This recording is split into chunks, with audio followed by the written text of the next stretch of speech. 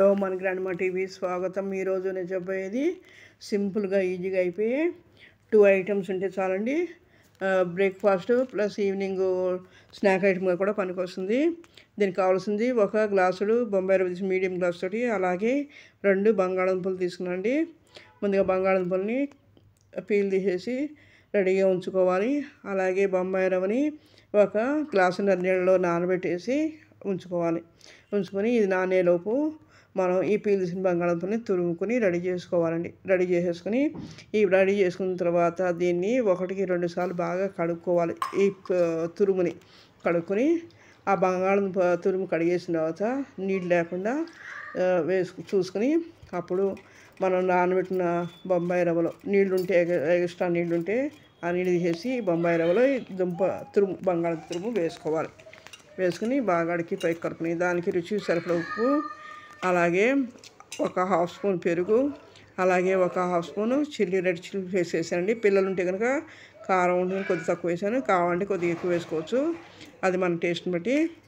అలాగే ఇవన్నీ బాగా కలుపుకొని గరిటె జారుపిండిగా కలుపుకొని మనం అలాగే 1 స్పూను పెసరపప్పు, 1 స్పూను ఆవాలు కూడా తీసుకోండి.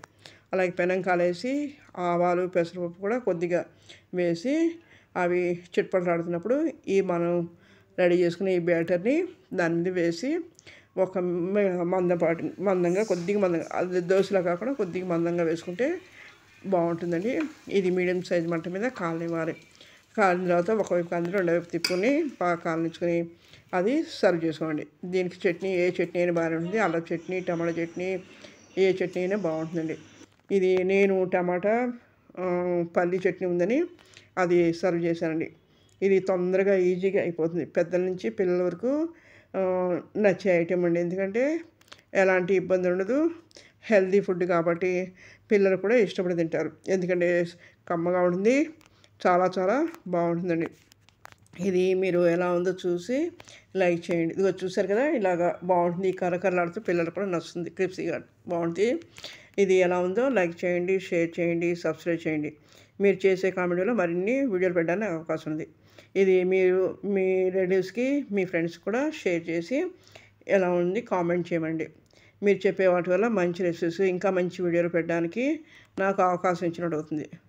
ఇది జాబ్ హోల్డర్స్కి, కొత్తగా నేర్చుకున్న వాళ్ళకి, అలాగే బ్యాచిలర్స్కి తొందరగా ఈజీగా అయిపోయే ఐటెం అండి. ఎందుకంటే ఎక్కువ నేను ఇలాంటివి పెడుతుంటాను, తొందరగా అయిపోయి యూజ్ అవుతాయని చెప్పి వాళ్ళకి జాబ్ హోల్డర్స్ బాగా యూజ్ అవుతాయని పెడుతుంటాను. మీరు ఒకసారి ట్రై చేయండి, లైక్ చేయండి, షేర్ చేయండి, సబ్స్క్రైబ్ చేయండి. మరిన్ని వీడియోలు పెట్టడానికి నాకు అవకాశం ఇస్తే ఇంకా మంచి రెసిపీస్ పెట్టడానికి అవకాశం ఇచ్చినట్టు అవుతుంది. Okay, thank you.